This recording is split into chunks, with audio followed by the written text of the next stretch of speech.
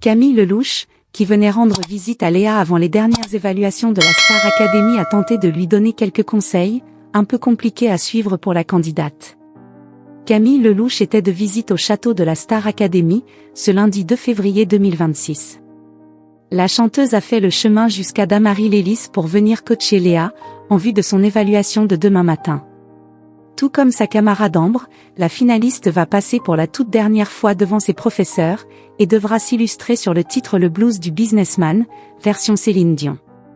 Un sacré challenge que Camille Lelouch compte bien l'aider à relever en lui prodiguant notamment quelques conseils. Mais il risque de ne pas tous être évidents à suivre pour la candidate de 21 ans. En effet, Léa redoute l'interprétation de la chanson créée pour la comédie musicale Starmania car la tonalité est élevée, d'autant que les évaluations auront lieu le matin. Camille Lelouch lui a donc suggéré de se lever de bonne heure, afin de pouvoir travailler un peu sa voix, il faut une petite chauffe. En fait c'est simple, c'est en fonction de toi si t'es réveillé. Normalement pour avoir la voix bien chauffée il faudrait qu'1 heure avant t'échauffer ta voix. Pas genre une demi-heure genre à l'arrache, a-t-elle expliqué. L'élève a alors assuré qu'elle et Ambre avaient prévu de mettre leur réveil très tôt, on se lève même bien avant, vraiment.